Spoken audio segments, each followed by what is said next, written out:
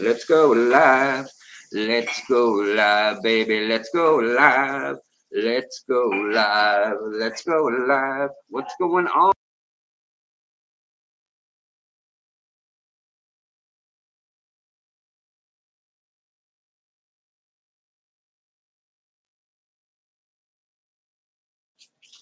Is anybody Does anybody really know what time it is? Does anybody really care? Hey, what's going on, guys? I'm streaming through a new method of streaming. Uh, this is so I redirected it back through YouTube, through the live stream, through a StreamYard, then back to live stream as a live event. So I'm curious to see how many of y'all get notifications and how many folks we get live in here this way. Let me know how the stream is going for you guys, though, as far as like video quality, audio quality, all that stuff. And also, I'm curious. Uh, Interesting. Okay, so it is using my actual camera. That's good. I thought it was using my laptop camera for a minute, but yeah. So it looks like we're good there. Also, it looks like I can share screen fine. I'm almost wondering why I even have a StreamYard account if this is all functional now through here, because I haven't used this in a while. But hey, it's good to see everyone filtering in. I see James Morgan, I see Sketty Nona, I see Cassandra, who's actually awake for this one. Let's see, can we pop her message on screen? Will that work? Will that happen? Does it let me do that? I don't know. No. I guess it won't let me put it on screen. That's okay. Whatever. I'll learn to deal with it. We'll play around. Chew, what's going on, Craig? Good to see you. Pond Puppies, John, always good to see you. Bambi, Cave of Wonders, Scotty.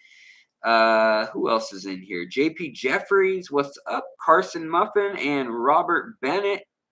Right on. James Monroe, Richard Simpson. Looks like maybe more folks than normal. Maybe it's just the time are getting the alert. So that's kind of cool. So guys, I don't have any. I have no ulterior motives, no hidden agenda today.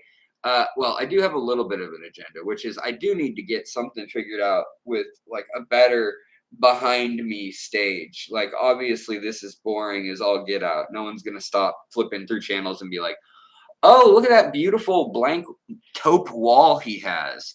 It matches his gray shirt so well. This shirt though is actually um, a shirt I got when we were in Mexico 2 years ago. It's already falling apart. It's like $7.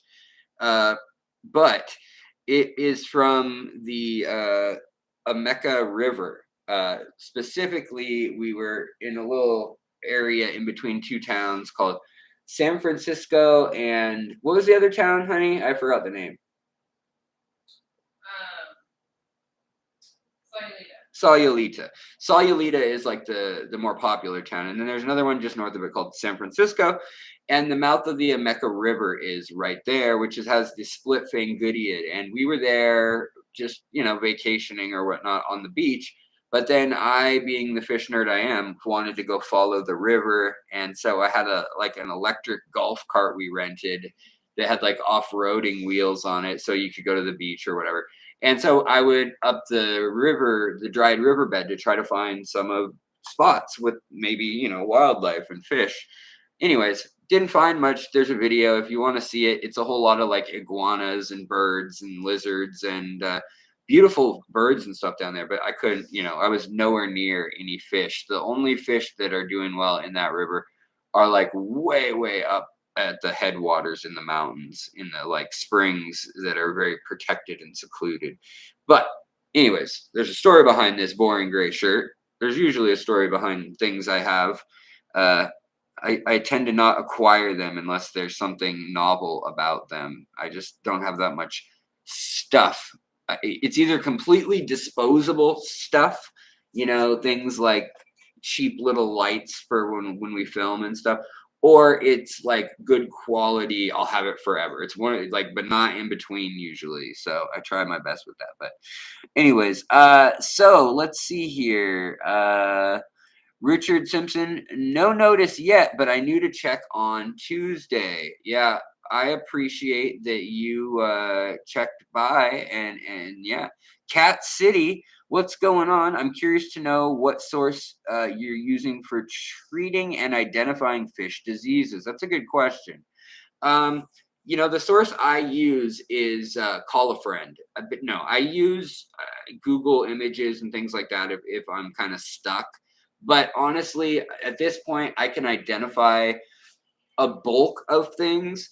And, I want to know if this is a hot take in that, I even thought about making a video on this. Lately, I've been really spinning my wheels about like, I don't want to make a video. I already have a video that says that. And then I look and the video is 7 years old and has like 400 views. And I'm like, well, clearly I could remake this and, probably say it a little more eloquently or with more of the hindsight and more one-on-one helping people going on all this time. I've been doing consultations, I've worked at shops, I've advanced over the course of this channel, I would hope.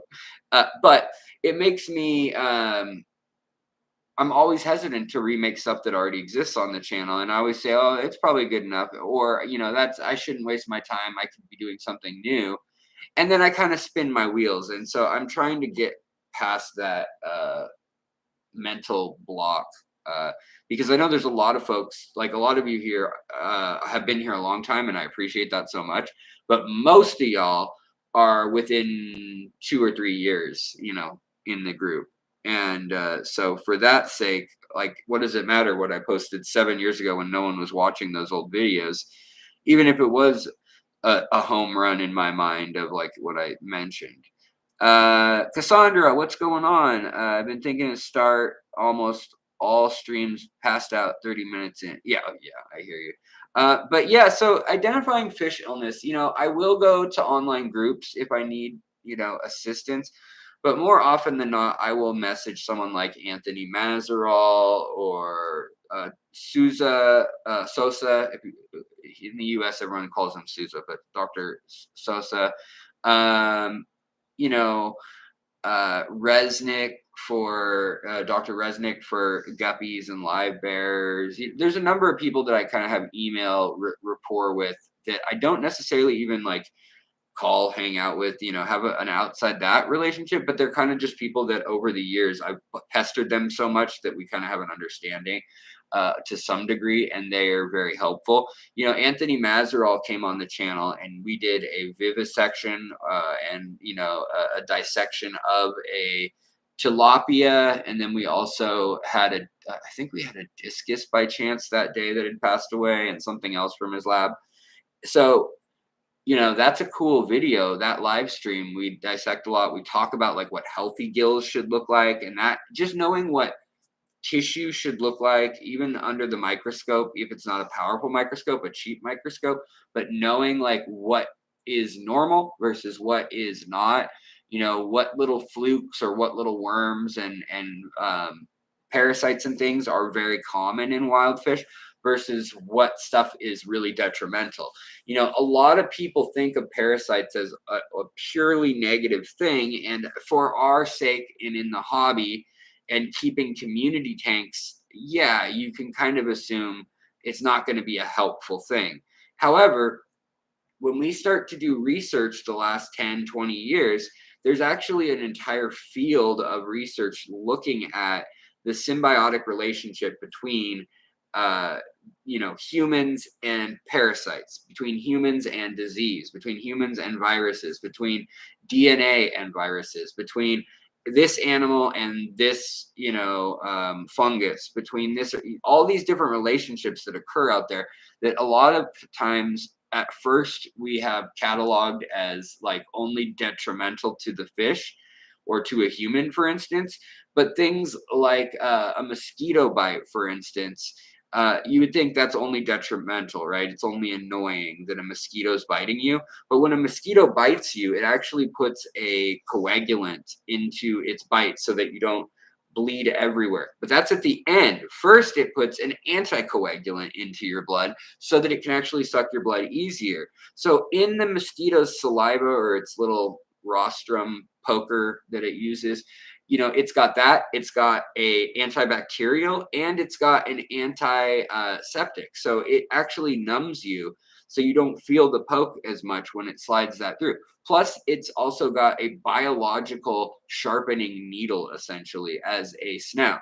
Now, these are like interesting things scientifically, but when you look at the amount of chemicals that go into your blood system or go into your body and are essentially like vaccinating or um, maybe not vaccinating is too strong a word, but it's getting you used to always having bites, right? And over time, people are less sensitive, or in rare cases, or in allergy cases, you might become more sensitive. But either way, these chemicals in most humans, you become less sensitive to. So if you live right near the equator in an area with a ton of mosquitoes, like there's African American ethnic group, or sorry, African American, dumb statement, Alex. There are African ethnic groups, Black African ethnic groups that cannot get malaria, but they have the gene for sickle cell anemia. So the fact that they have this mutation in their blood stops them from even having the ability to catch malaria from mosquitoes. But then some large chunk of that population also ends up with sickle cell anemia. Now, the thing about that is it allows you to live at least to your early 20s or 30s sometimes. And so you can reproduce even with that defect of a mutation of your blood cells having this odd shape.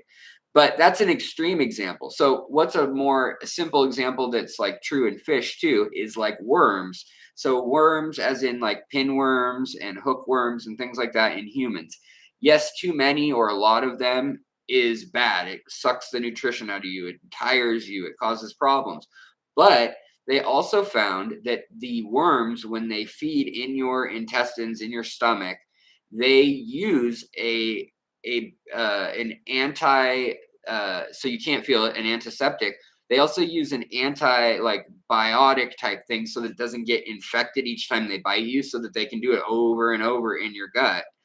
And it's, you're scratching. If it's a mosquito bite, that's what's going to get infected or whatever, not the mosquito itself usually, even though they are a vector for other diseases. But my point is that that puts into us in often cases things like an antihistamine or an anti-rash or an anti this or that. So for in the case of worms like pinworms in your stomach, they bite you and they also put an anti-inflammatory, an extremely powerful anti-inflammatory that now science is trying to isolate and sell as a patented antibiotic. So these parasites that sometimes are always seen as all negative, we evolved with them in nature. There is a reason why they are out there. And yes, some are bad news, or some can jump from one species to another, and then they can become really bad news in a confined situation like an aquarium, or in a situation where you've got African parasites hopping onto South American fish, and they're just not evolved or prepared for handling that. But my point is that in the wild, when they're in their home setting with the parasites that are common in their area, it's much less of a serious problem than the parasites once they're in something like an aquarium. They go to the bottom of the aquarium, whatever their life cycle may be. Maybe they go to a third host, like a bird or something, off site at a farm. And maybe they're able to complete their whole cycle. The bird goes to the bathroom in another fish pen, and a snail in that fish pen then carries it. Like that's how like a nematode oftentimes would pass on itself. But that can be really detrimental, obviously, when it skips species and things like that. But when it's within one, what's really fascinating, is that there is a natural role for that. And so when you're diagnosing things and understanding what a sick fish is, what we need to remember is that fish in nature don't look as pretty as you would expect sometimes. A lot of them are beat up. A lot of them have old injuries, scars, tissue, fins that are gone at the moment and that will grow back or whatnot. But it's a rough life out there. And that's not saying that that's the gold standard by any means. Like, oh, well, just because they live a rough life in the wild, don't worry about them in captivity. I'm not saying that, but I'm just saying that I think a lot of people assume, and here's the hot take part, guys. So a lot of people assume that their fish in captivity, are captive and they're not living a full life like they would in the wild. But obviously they live longer. We know that for a fact. In captivity, when in the hands of someone who knows what they're doing, fish live way longer in captivity. Beyond that, also, they can have way more babies because they're living longer, and just because we can move their babies, we can help them and stuff like that. So that's also a good thing for the species. But the hot sort of take that I kind of think about. Hold on one sec. Let me think how to phrase it best too.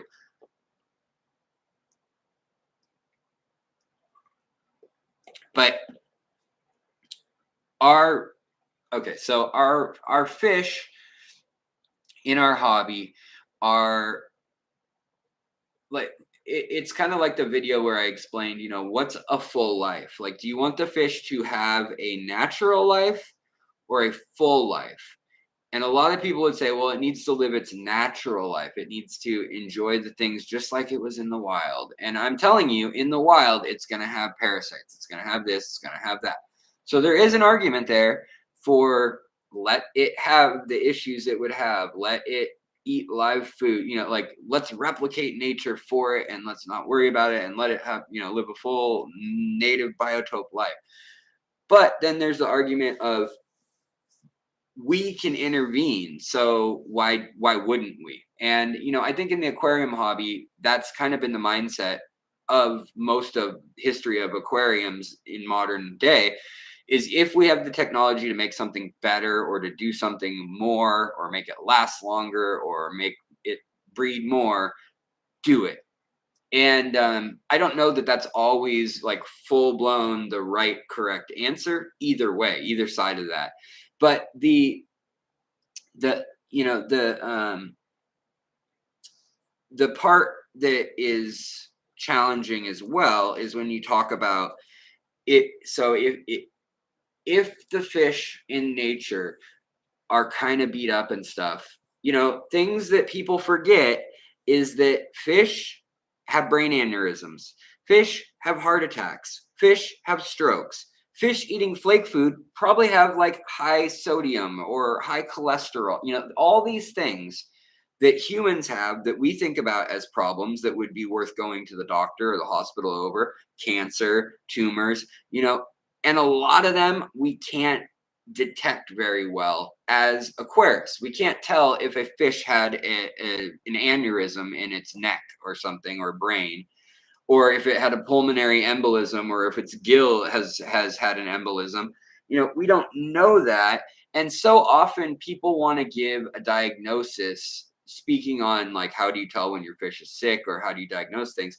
I think a lot of times people say, oh, it was ick, oh, it was worms, oh, it was this or that. And really, when you look at it in nature, fish can survive their entire life with parasites. So did that kill the animal in a matter of a week in your care?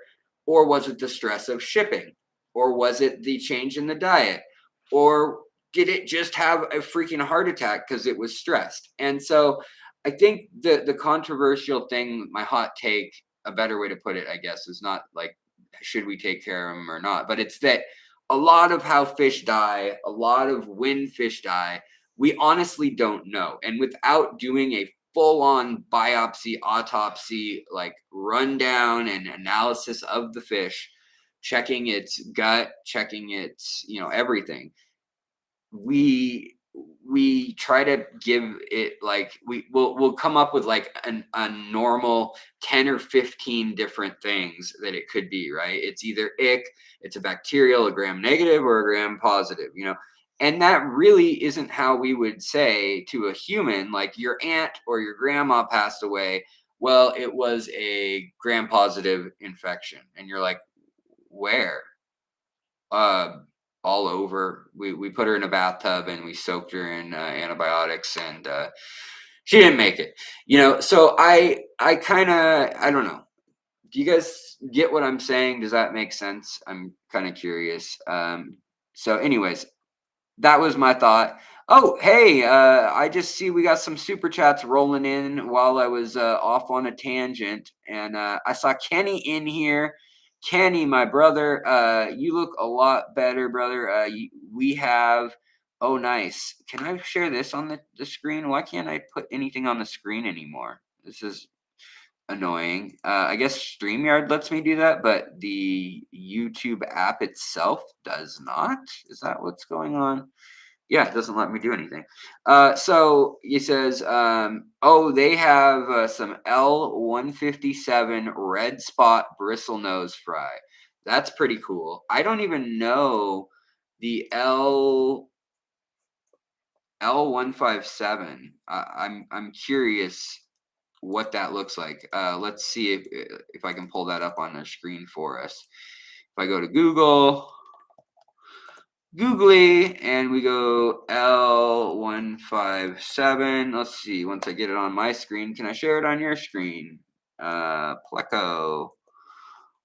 Oh yeah, those are ancestris that are okay. So they're black with a red spot. Let me go to images. Okay, now let's try sharing it. Let's see what happens here. Never tried this method of streaming live, so we're learning together here. So share this. Dun dun dun. Do you see it? Oh, you see. Oh, and I'm down in the corner still. Okay, cool. So I'm learning. We're learning. This is learning. But there's a lot of pictures of clearly not the right fish here. There's a red tail sharks. There's cactus plecos. L157 is going to be the ancestris. Let's try adding ancestris. Did I spell that? I probably spelled that wrong too, didn't I? Is that an IS? Anyways, L157. Is this gonna be the one? Is this the one? I wanna see these red spots. Here's another one. Supposedly, they're interesting looking with kind of like a highlight on their fin on some of them. Here's another one. Okay, so this is at Aquatic Arts. Obviously, I have a relationship with the. Oh, yeah, that didn't open for you guys. So let me try to copy the link into the live stream here. Let's try this. Paste. Boom. Okay, that is a cool fish, I must say. Yeah, look at that, guys. That is pretty cool.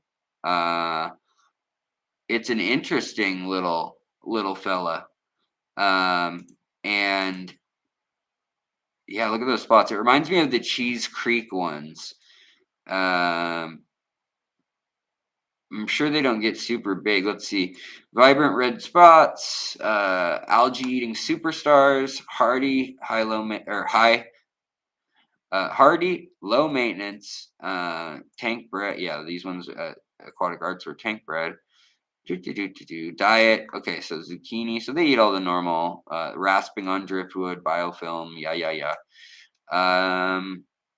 Yeah, cool. That sounds cool. So they 72 to 82 Fahrenheit, 22 to 28 Celsius, pH 6.5 to 7.5, KH 2 to 12, minimum 20 gallons. So they must only get only 4 or 5 inches max out with their tail and everything. That's pretty cool. I bet if you feed them anthocyanins when they're older, they probably get a much more red hue. That would be my assumption. That would be my guess.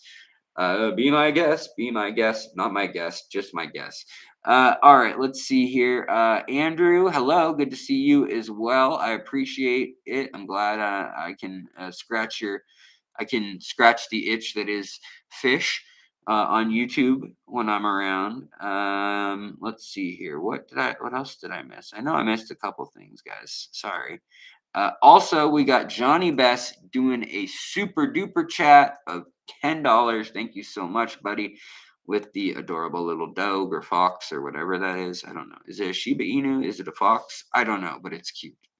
And then moving along here, we've also got, you know, uh, let's see here.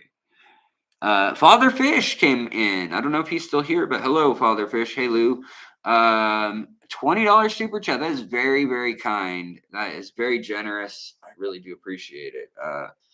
Yeah, as you know, lately, usually I'm like, "Oh, guys, that's too much. Stop." Lately, I'm like, "Yeah, give it here." No, I don't mean that serious. I don't mean that so rudely, but I really no, I appreciate it. Thank you. It's been a rough few months. My health has not been super duper, and I've been real worn down. I'm down to 16 tanks from 32 last summer. So I really tried to scale down the size of what I'm taking on. Put the two big community tanks in the main room, had those baby fish that I was spawning here. Anybody else who spawns, it's kind of their prerogative, but I'm not going out of my way. But that has also made the channel a little less prone to having new and exciting stuff as I'm like constantly cycling through fish. Whereas, to be honest with you, I used to have enough fish that I could give my friends in the local area here. I could be like, hey, anybody want a pleco? I have like too many. I don't want these to breed, and I've already featured them in a species spotlight. And that was super nice. That worked out great for the community nearby. It worked out for my friends, worked out for me, and it worked out good for the channel. But lately, obviously, I haven't bought new fish in quite a while. And when I have, you guys are the first to know, and I've shared about it.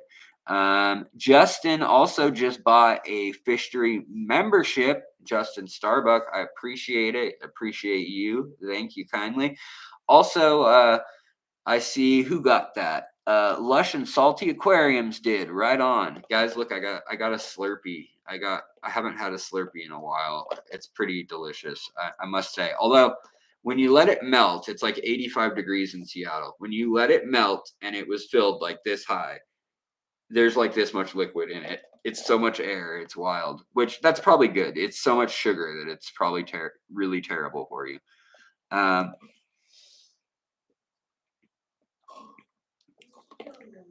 Fish Dad 27 says he's been trying to breed peppermint plecos, super reds and blue-eyed ancestris, blue-eyed lemons. Blue-eyed lemons pretty easy. The super reds I had a little harder time with when I was breeding those. Peppermints even a little harder yet. But all I would consider beginner to mid-level, pleco breeding. You don't need to have like crazy specific pH and too much biofilm or whatever. They'll eat algae wafers and things like that. So I would say they're definitely, try like waiting for a big old rainy day in the summer, like a big afternoon rain shower or something, a big change in the weather is known to have been extreme. Trying to change horses in midstream. Alex, is there any difference between aquarium co-op crushed coral and the crushed coral fragments sold on Amazon? Probably not. I mean, I don't know the product being referenced on Amazon specifically that you're speaking to, but I know that Aquarium Co-op literally used to bag the crushed coral from a wholesale soil. Like they have, topsoil. They're called Northwest topsoils, and they used to get that and lava rock and a number of other things. Like, and this is going way back before they were even like a big force online, but like just wholesale is that they'd get their stuff there, and then they'd put it in bags that said Aquarium Co-op that were like for other, they put fish in bags that said Aquarium Co-op too, but they literally would just bag it up, and it was just crushed coral that sat outside in a ginormous pile, like, and there was like oyster shells and another thing too. Um, that you could have bought just as easily, but they went with crushed coral from the topsoil place, and that's still, I'm sure they bought a source similar. Maybe it's a little more pre-washed or rinsed or something wherever they get it now. A little more consistent, I would guess, but mm, a lot of the stuff out there is outdated, and why fish meds are getting harder to find is because the FDA is cracking down on companies that sell fish meds due to antibiotic resistance. Yeah, I know what you're saying. Yeah, a lot of countries and a lot of areas, different states, different municipalities are banning things too, because you had times like the lockdowns and things where people didn't want to go to the doctor, or they didn't need to. They knew, oh, I cut my finger and it's all pink and swollen. It's not that bad yet, but I've had this happen before. They work in a wood shop or a sawmill or whatever, and they know they can take whatever, erythromycin or something, or they have a toothache and it's like their dentist gave them this antibiotic last time, they're going to take it again. Well, a lot of people were buying fish stuff, and I'm not going to say good or bad, but it's a lot. It's not that the medicine is so much cheaper, like erythromycin, buying it at Petco, it may be way more expensive than if you have insurance or Medicare, Medicaid, whatever it may be. Sure, it may be only $5 for a whole course of treatment if you have that insurance or if you have government assistance. But if you don't, if you're in the middle there, you're working poor or whatever, you're working and you don't have insurance coverage, well, then it becomes more of an issue of you either have to pay for the urgent care, the walk-in clinic, or the doctor.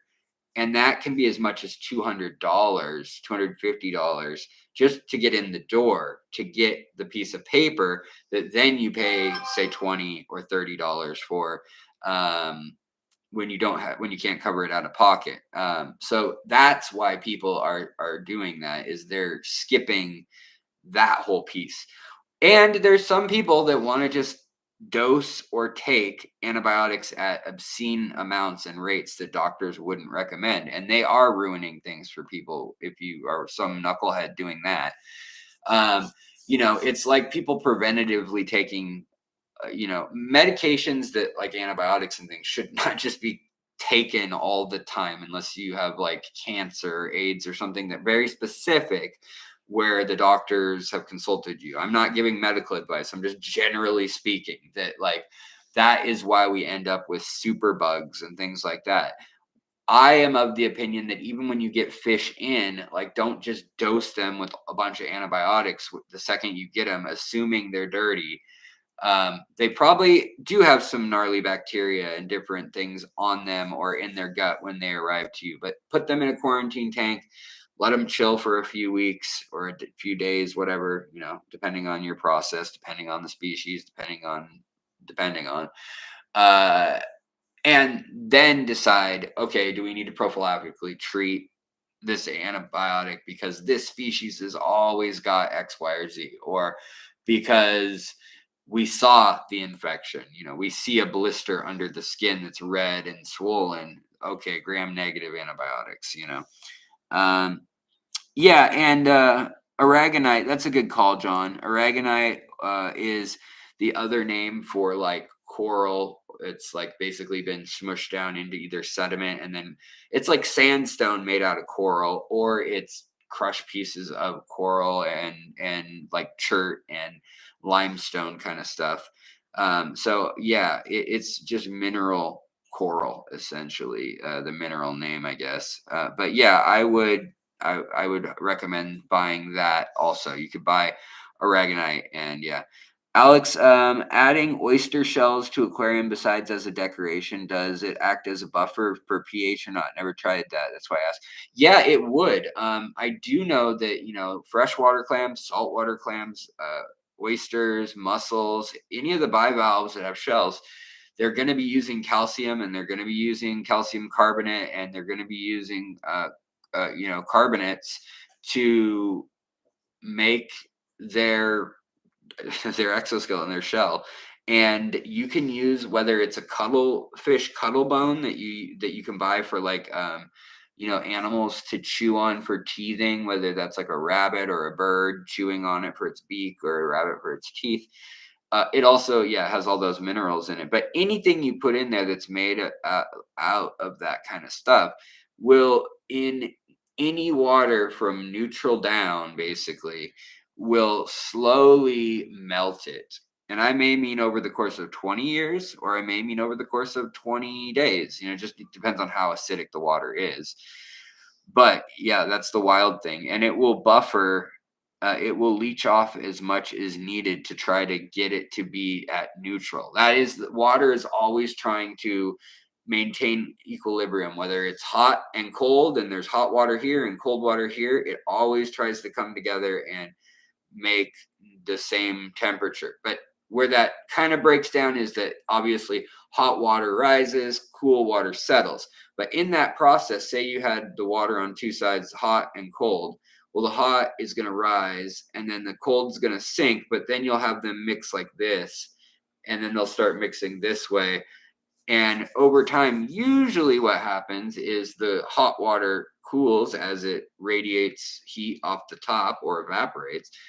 Then that moves down. And these levels in lakes and in rivers, they're called thermal clines. And that's like why a lake, we call that churning. And that is why lakes have these currents. And usually at least once a day, if not a few times a day, depending on where in the world it is and the geography and the specific, life in the lake and stuff, plants, the bedrock, whether there's gas exchange or whether there's a lot of detritus and broken down organics at the bottom, or sulfur bubbles and carbon dioxide and carbon monoxide coming up from the lake bed, or whether it's a thermally active lake, geothermal, at the bottom, things like that can really change the impact of these things. But every lake is dynamic. It's not just sitting there. Even a puddle, if you had infrared that was accurate to like 100th of a degree, you would see it slowly moving and swirling and churning.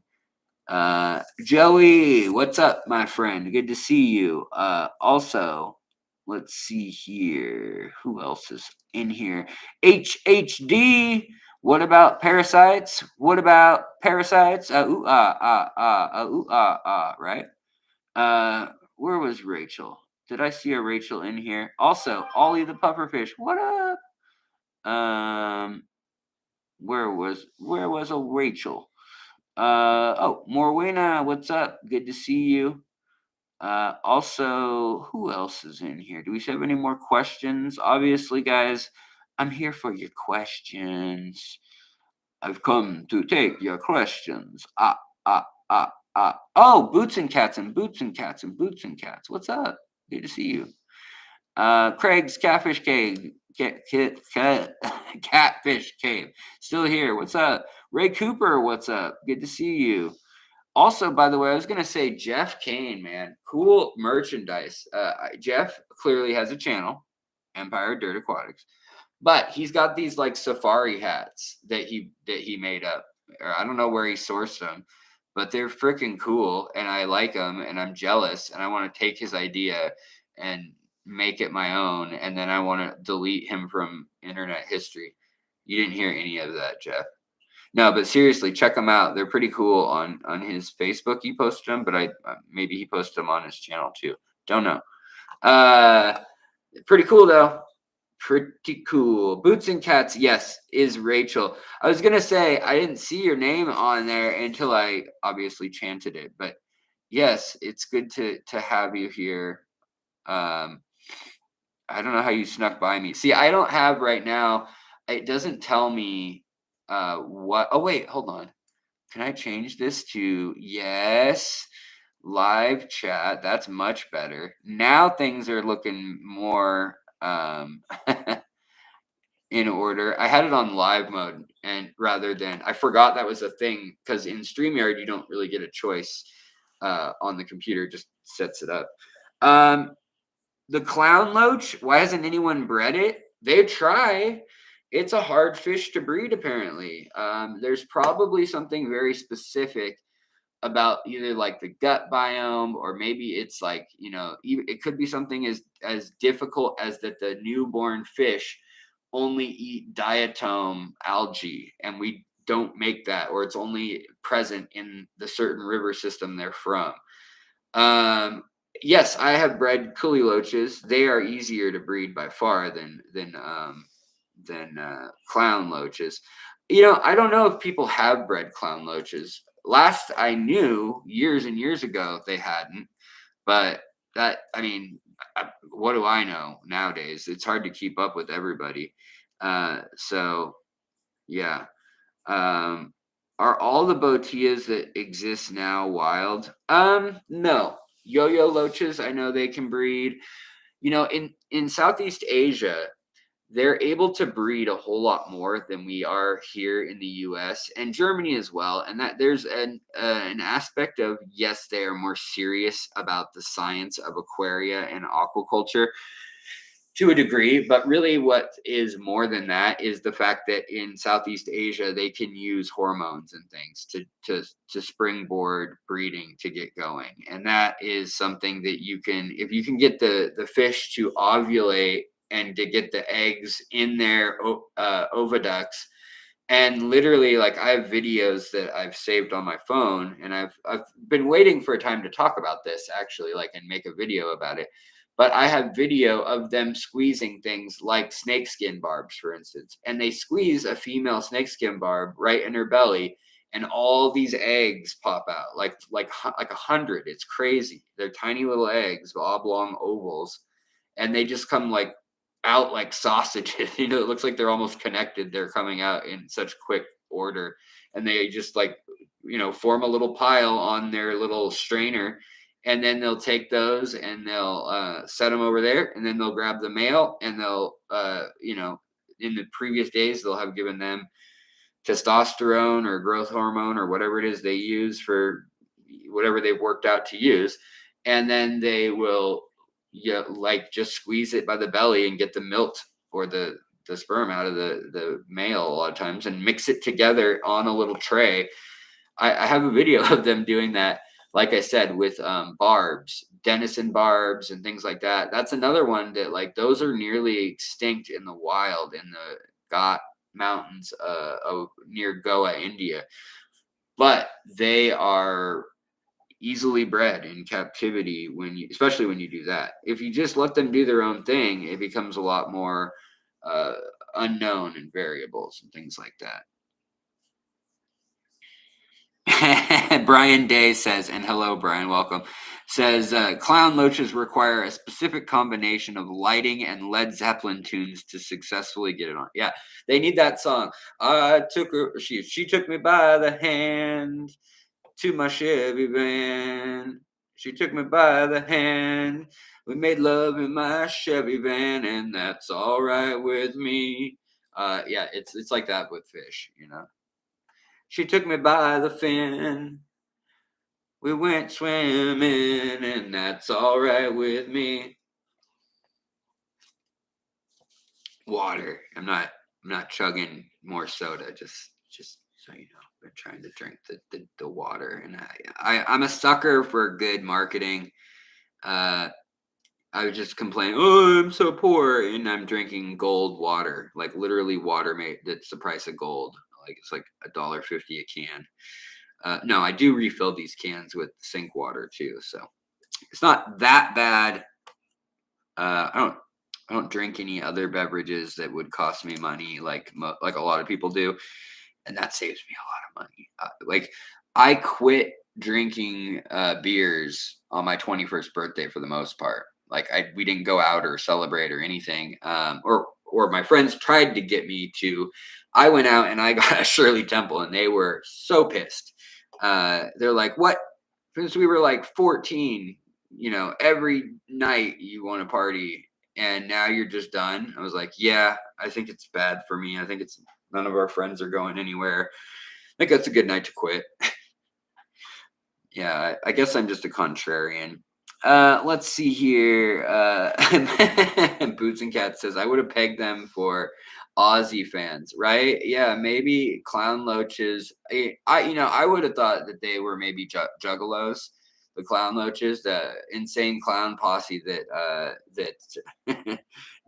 Kenny Edwards always talks about. He's got a whole group of them loaches. The other thing is they get pretty good size, like botias and loaches. They get like over a foot. They'll get like a foot and a half, almost 2 feet when they're fully grown. And it might be that the clown loaches in particular, maybe they need to be mature, and then that requires a whole other set of things because they're like scavenger, like scroungy eaters at the bottom, which is pretty messy, requires a lot of filtration. So yeah.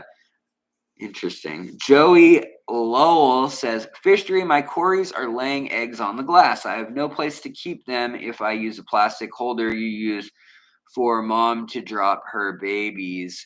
Will that work to put the quarry egg? Yeah, I've used Tupperware. You can, if you want to have like the best results, a lot of people will say put a couple drops of methylene blue in the Tupperware, or take a toothpick and dip that in methylene blue, and then dip it just like in the methylene blue till it's blue.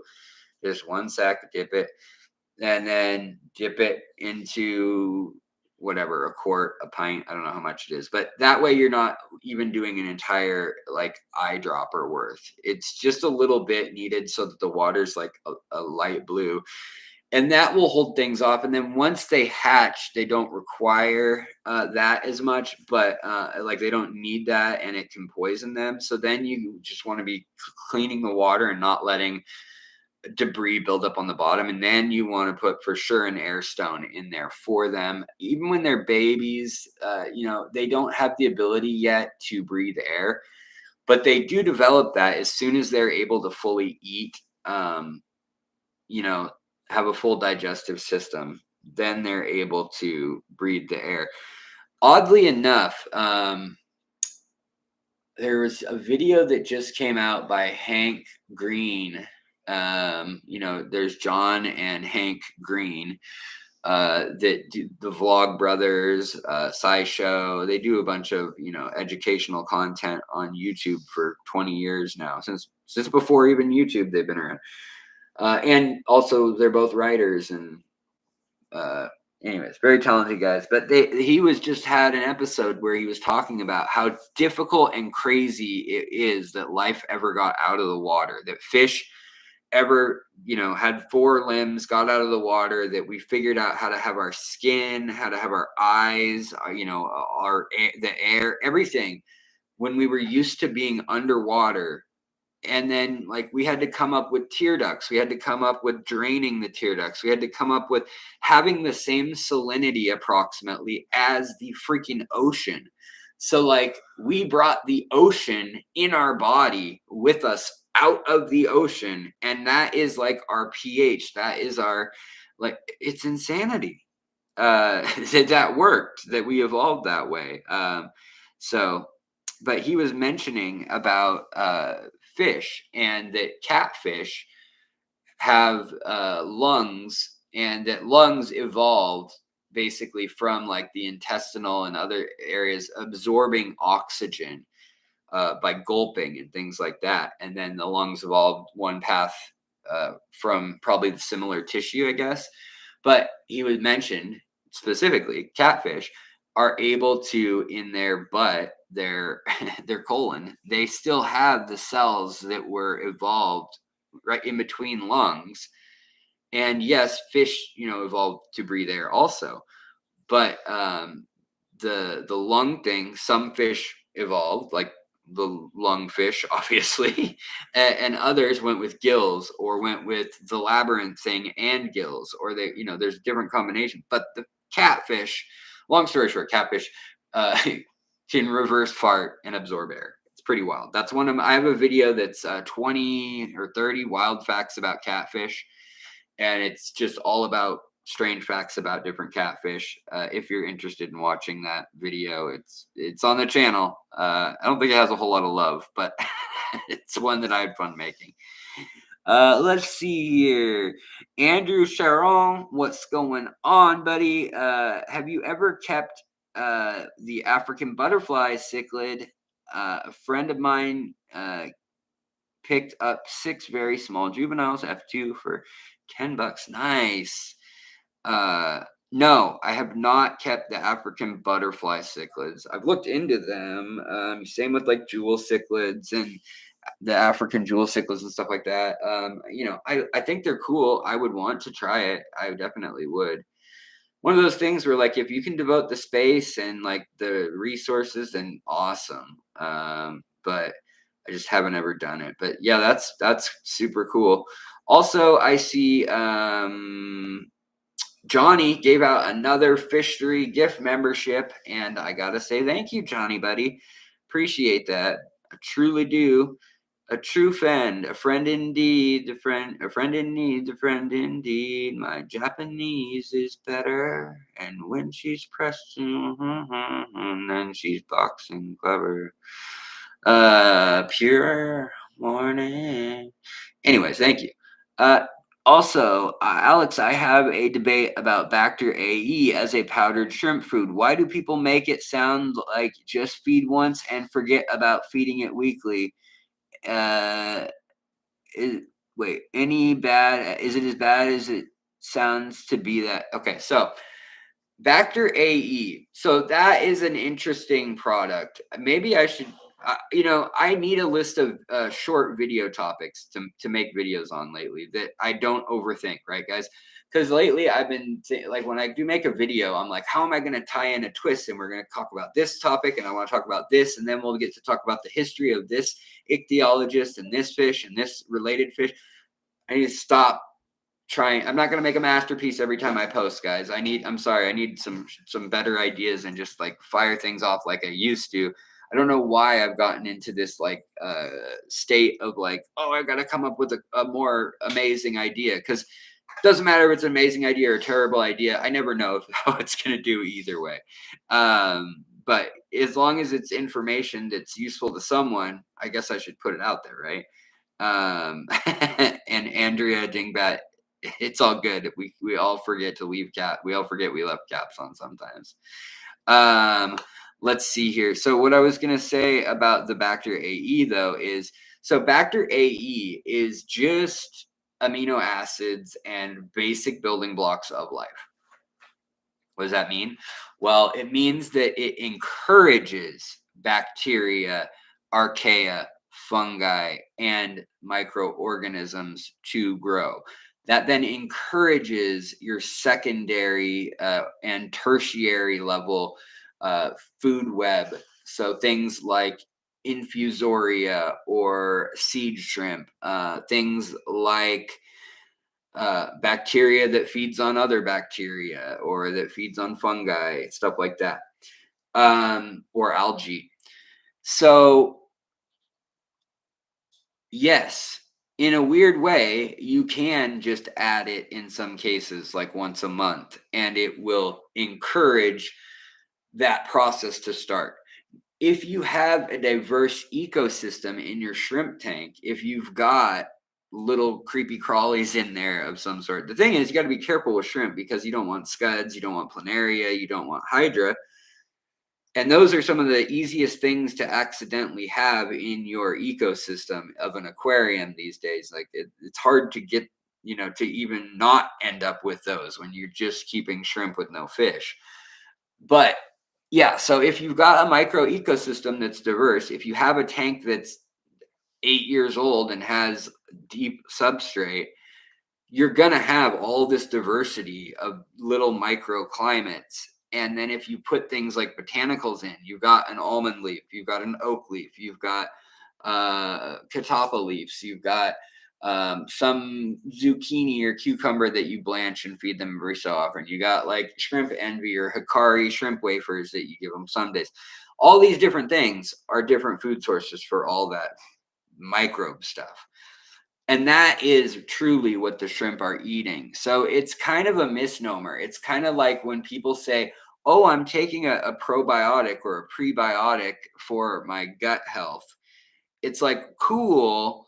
A lot of people say take that when you're on antibiotics. And I now, I've talked to doctors and they're like, well, it's not going to hurt anything. But, they've said to me, like, why would you do that when you're on antibiotics? It's going to kill, even if it was like good bacteria that they put in a yogurt, a live culture food, for instance, you would kill it in your gut.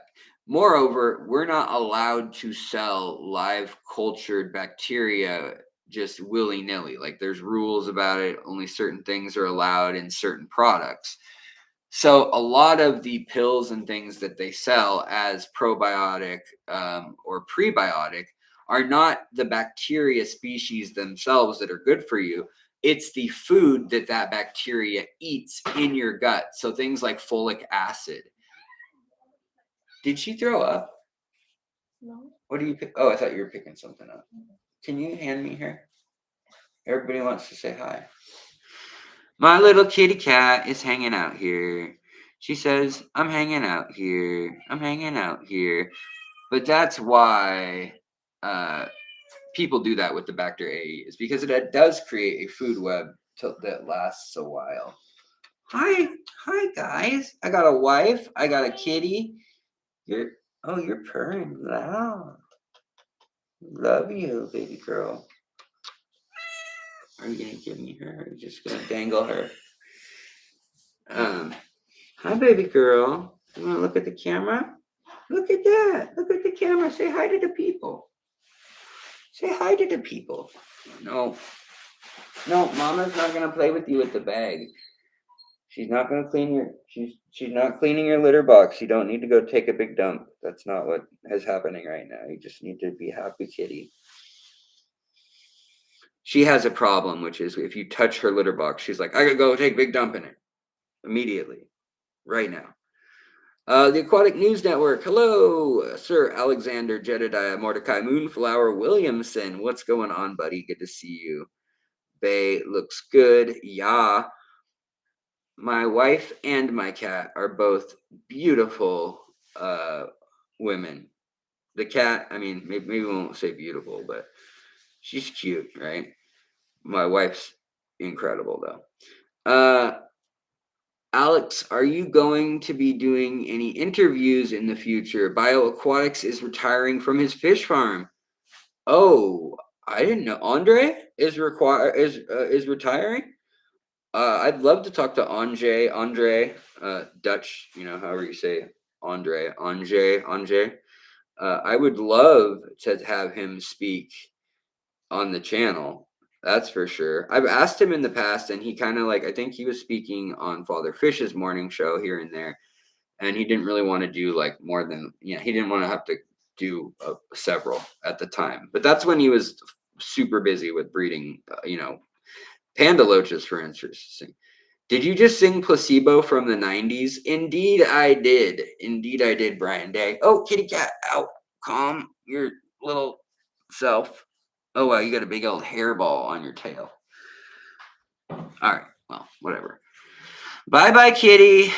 All right, video idea. Difference between peppermint and starlight plecos. Yeah, and like moonlight and blue seam and orange seam. I mean, there's so many. Polka dot versus miniature miniature polka dot.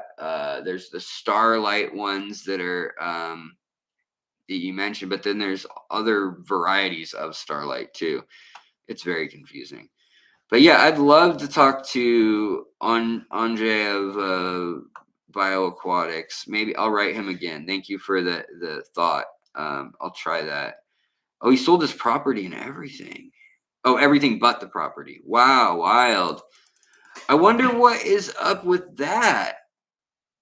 He was a talented fish breeder. That his parents, weren't they also fish breeders from the Netherlands, from Amsterdam originally, that moved to Florida? Anyways, that is wild. I would love to have him on. I also have spoken to Rachel O'Leary because I saw that her and Joey, my nemesis, no, Joey, King of DIY, and her have been friends for like 20 years or whatever. She always says to me, "Oh, I know he's a knucklehead, but I still love him. I love the guy." But it's always, "Oh, he's an ass, but I still love the guy." Oh, I'm like, yeah, that must be old having to say that before. But anyhow, I love Rachel. Rachel has been back in the fold. She's back to making content on fish, and she was traveling a lot of the country. She was fighting cancer, as many of you know, but now she's kind of wanting to get back settled into to creating content and stuff. So I said, you're welcome anytime. And she's like, yeah, I just don't want to promise anything, ahead of time, but maybe one day I'll pop on, afternoon with you. But she kind of has the same issue as me, where she's fighting some health issues, and it's hard to say, yeah, I'll be good to go on this day, because more often than not, she's not good to go, or doesn't feel up to it. And so that's another one that, like, obviously she's welcome anytime. Love to have her on. But yeah. Then also, there's other people like uh I want Dr. Sosa from Brazil, from the Xingu River. Met him when he came into town. I'd love to have him on the channel. Reached out to him. Also, CC's Aquatic is a follower of ours, a community member here. She has her own channel and she had a live stream, but she wrote me an email yesterday, actually, and she had a live stream with the Malaysian government's head of endangered fisheries, like fisheries endangered species. And the guy speaks pretty good English, with a thick accent, but pretty good English. And she said, like, you should have him on your channel. He wants a bigger audience. He wants to be able to talk about betta preservation in Malaysia, what they're doing, what they'd like to be doing that live or whatever. But it's kind of her lead, she's the one who knows the guy. But I said, that sounds awesome. There's also things like, Rebecca Bentley, who is, Laura Caraday extraordinaire expert. She just finished her big old thesis thing, I think, her PhD. Hey, Zombie Cat, good to see you. Welcome. Come on in. And, she just put up a big old paper that she's on that's got all this CT imagery of the mouth dentation and the odontodes and the like skull cavities and nasals and the sinus and all this stuff and the jaws of all these different Loricariidae. So from Farawalla to pleco to Autosynclus to Corydoras, and looking at the phylogeny and the taxonomy, but also trying to use just the CT and the structural and what do they call it? Stratigraphical.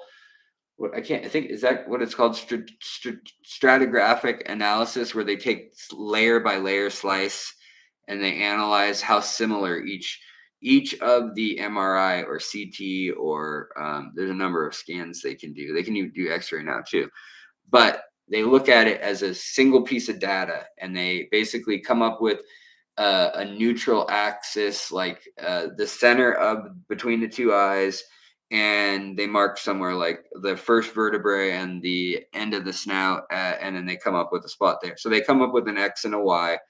Then they put that whole thing into a chart in real-time 3D space, and they examine it and they look at the size of different features. The inner ear, the otolith, or the little bone in the head of fish. Kind of cool. I heard there's progress in captive breeding Fahaka puppers. Any info on that?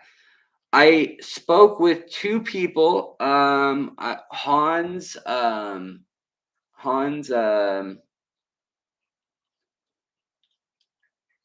Why am I drawing a blank?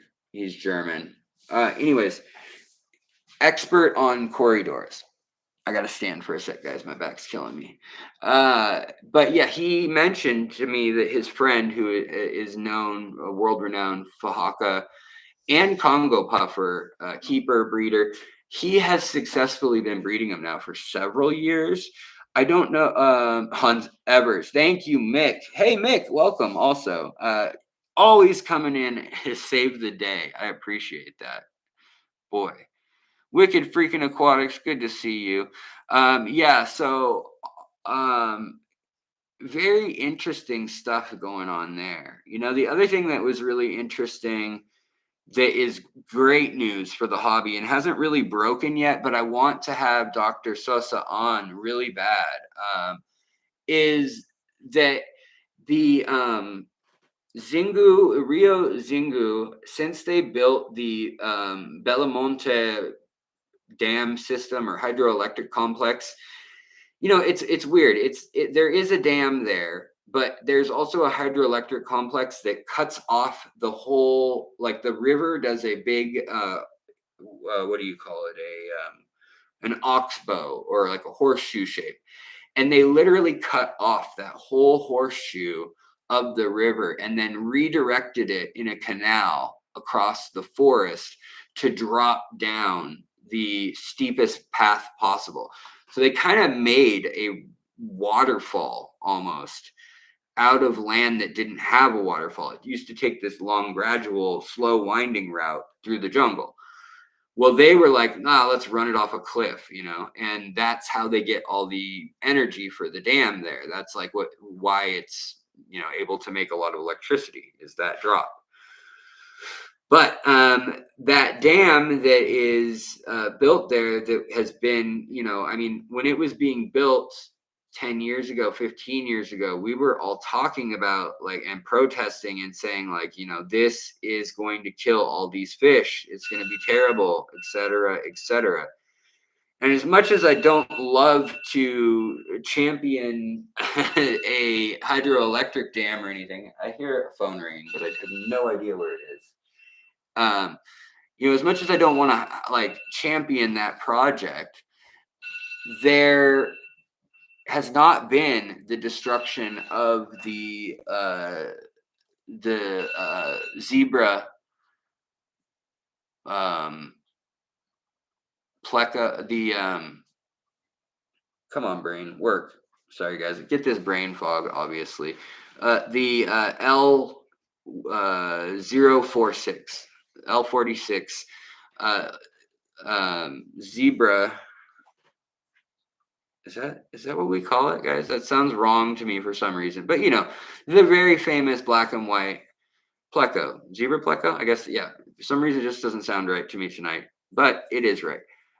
Yeah. So the zebra pleco, the hypencistrus, that is known to come from there, and it's a very specific and unique. Colleen Root, hello, welcome. And Aquatic Moose, hello, welcome. Good to see you, Moose. Always good to see you. Wicked Freaking Aquatics also says, bluegill sunfish bit a mole on my back while swimming today. How long until my superpowers kick in? That is a weird one. A fish bit a mole on your back. You might want to get that mole checked out. Grimster, what's going on? Good to see you. Is there a link for the beta talk with CC Aquatics? I can't find it. Yeah, I'm sure there is. It's a live stream. Let me look for it real quick and see if I can pull that up for you and post it.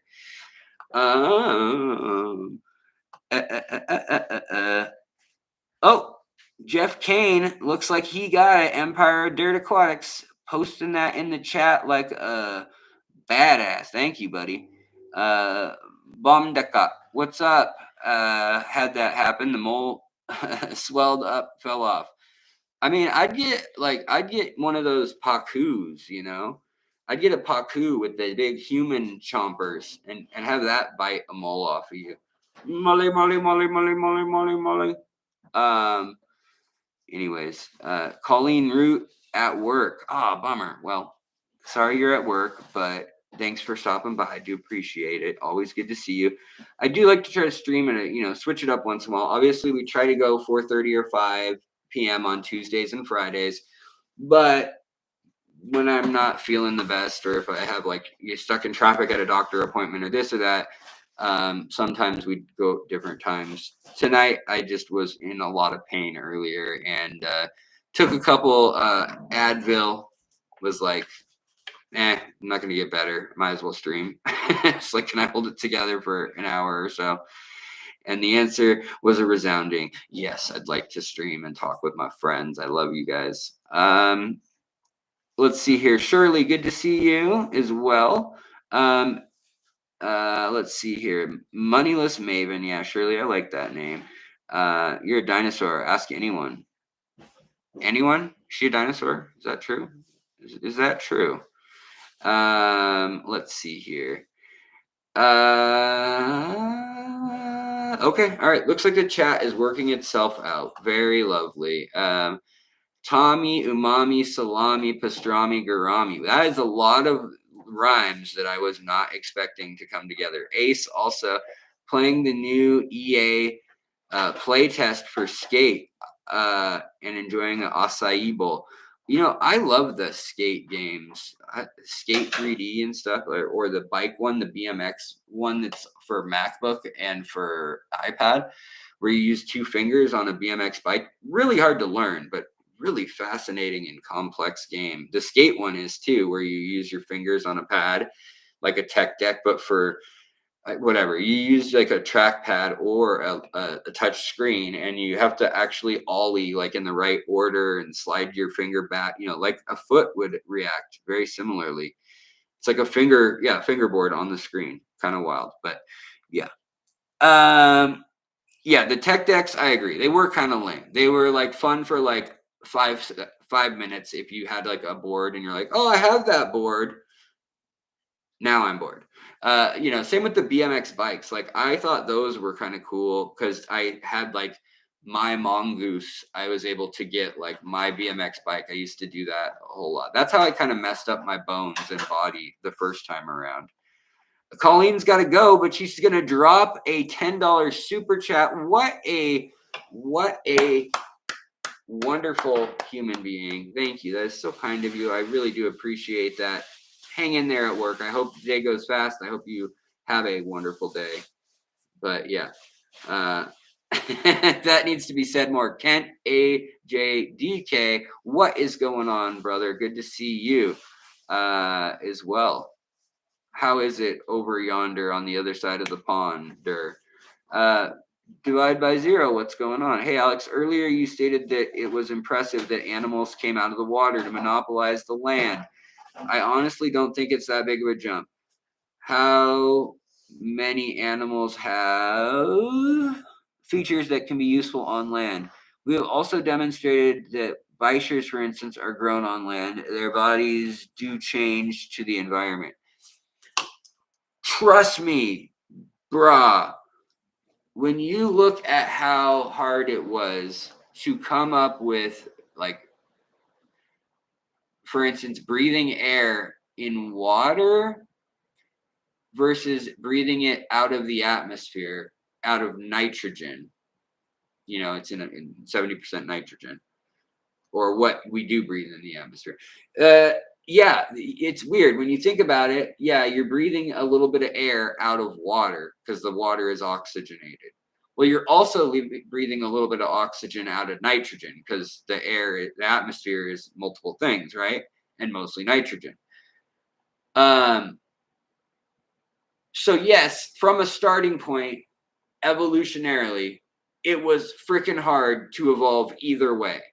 What I'm saying is the leap either way is difficult because we try to keep ourselves this wet thing that breathed underwater, the air that was there, that had membranes that worked on osmosis and through all these processes that have to go a certain way, and the physics of it help underwater, like osmotic adjustment of salinity and pH is a way easier way to have like potassium ion channels, very simple, like gateways that are either open or closed a certain amount, for instance, in cells or cell walls and things, membranes, versus the sun, the radiation of the sun.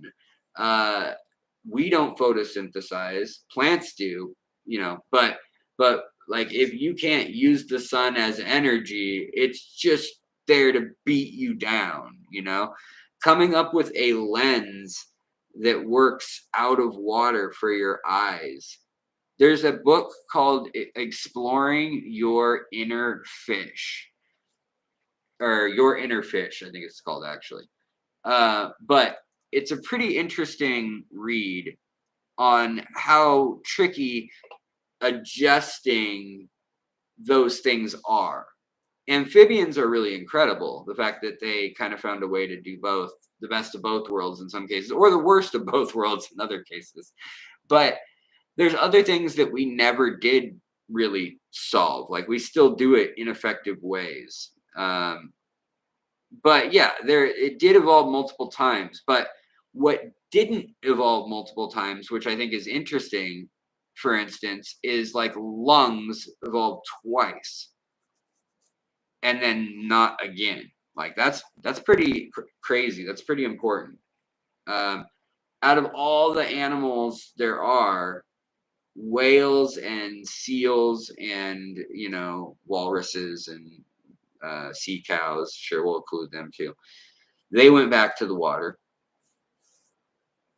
but not a lot. I mean, for 80 million years out of the water or whatever, 80 million years ago they came out of the water, maybe 100 million years ago, maybe more. I guess we don't know for sure.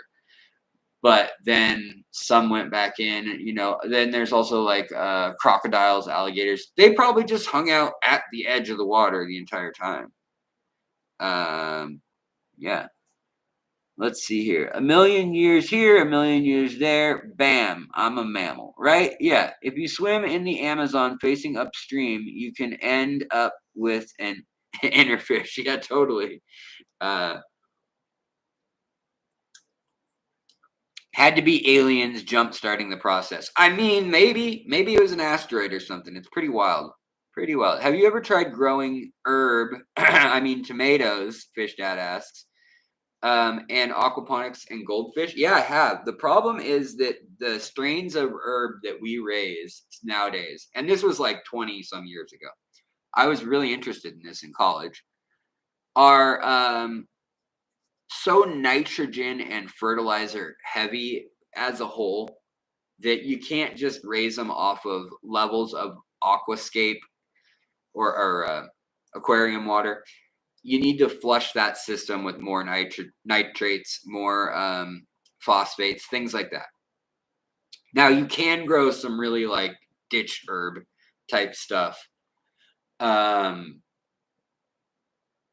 Not tight bud. You can do that, or tomatoes. Sorry. Let's continue with the charade. Yeah, your tomatoes would be pretty anemic.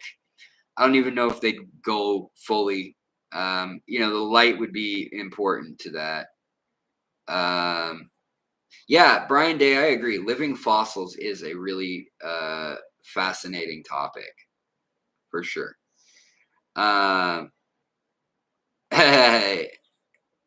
Thanks, Shirley. Worth the transition to be here with you, cool terrestrial folks. That's right.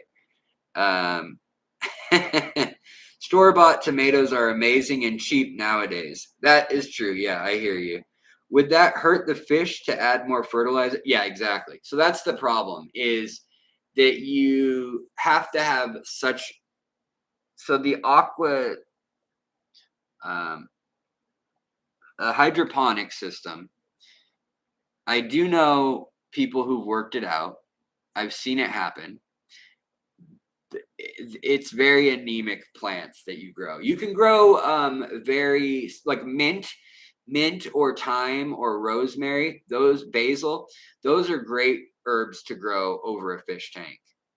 But fruiting stuff like particularly any modern herb that is of the sensimilla persuasion, sesamia, is going to be rough to get it to what it needs, what it wants.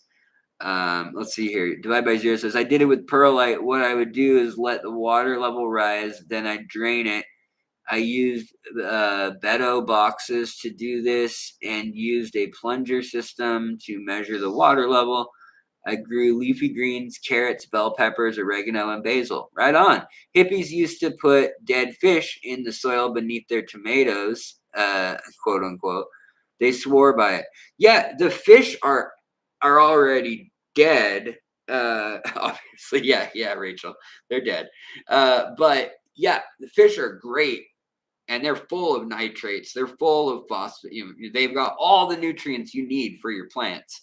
So that works out great. If you got dead fish in your soil or even in the water kind of rotting, as long as it's you have the relevant bacteria and fungi to break it down over time, that works out fine, and you can take care of your plant. The problem is keeping the fish happy, healthy, and alive. You would need probably something like a goldfish or a carp or something like that would probably be your best bet.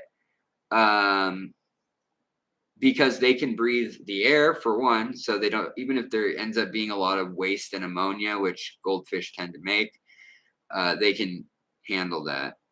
Um, let's see here. I was growing all kinds of stuff out of a bunch of my tanks. I chose the wrong tanks because some of my fish thought it was funny to pull the plants down into the tank. Yeah, I hear your pain, Shirley. I get it. I've had fish pull plants into, like, had like prayer plants and things like that that the fish would rather eat all the roots off of, like the cichlid that never eats plants until I care about one.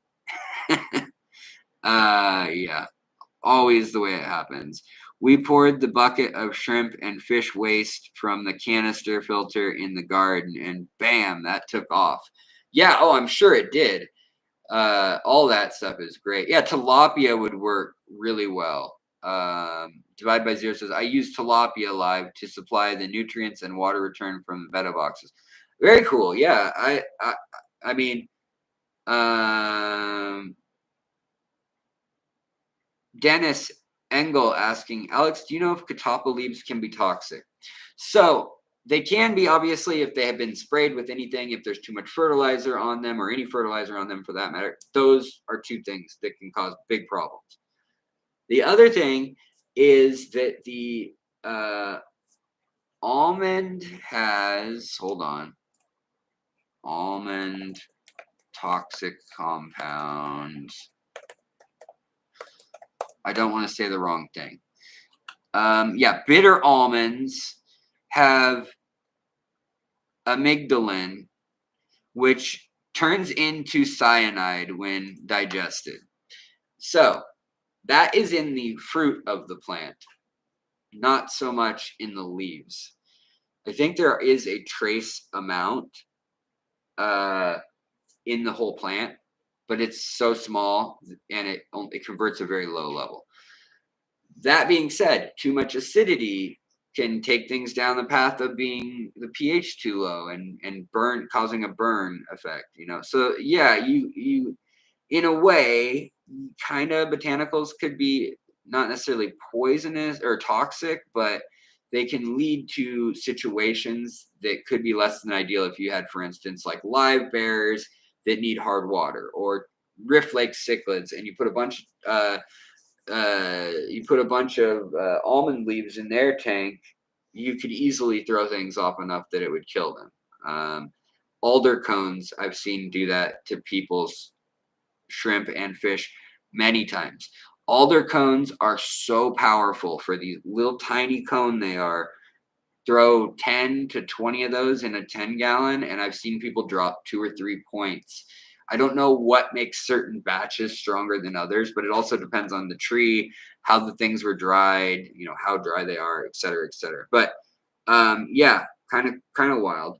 That being said, catappa leaves are one of the safer leaves out there for the sake of the fish, But is it safe to consume something grown in water treated with C-Chem Prime? Ooh, yeah, you're setting me up here. I can't say anything about C-Chem Prime specifically. So the official line that they have is that they do not have glutaraldehyde in their product, okay? Glutaraldehyde is a known carcinogen, and it is illegal in the EU and I believe California now too.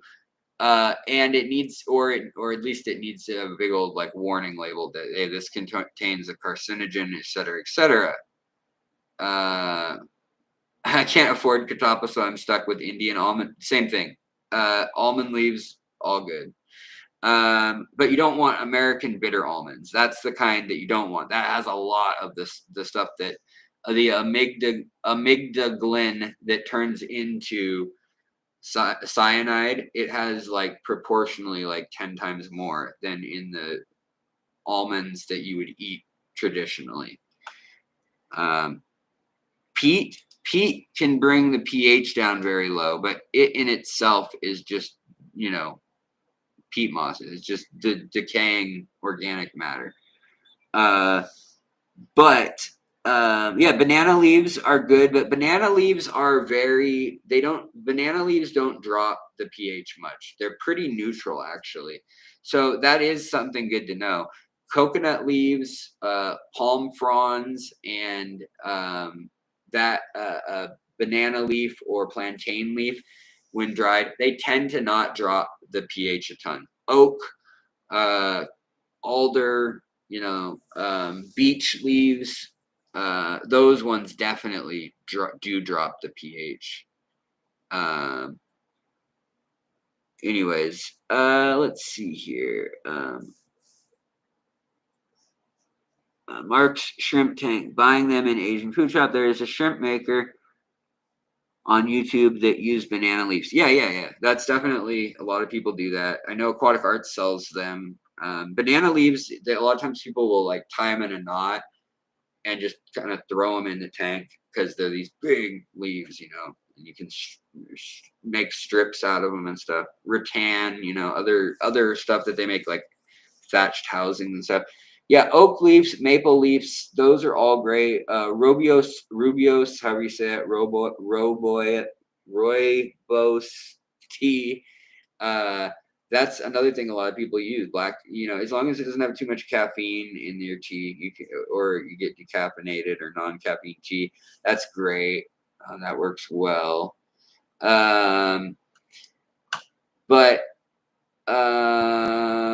Let's see here. So back to the Seachem Prime. Is it safe to eat? I don't know the bioavailability that occurs, how much the glutaraldehyde. So here's the truth. Seachem Prime sells itself as one thing. The FDA and the now nobody cares because there's no enforcement over it at the moment. At the moment, nobody's going to give them a ticket or tell them not to. But in theory, like Aquarium Co-op, they had to pull all of their liquid carbon because they were calling their liquid carbon rather than the precursor chemical to glutaraldehyde in the ingredient on the label list. And basically their argument was, it's not mixed with water, so it's not glutaraldehyde yet. So it's like saying, hey, I have a gun, but there's no bullets in it, so it's not a gun yet. Or there's no barrel in it, or whatever, add one piece and then it becomes one.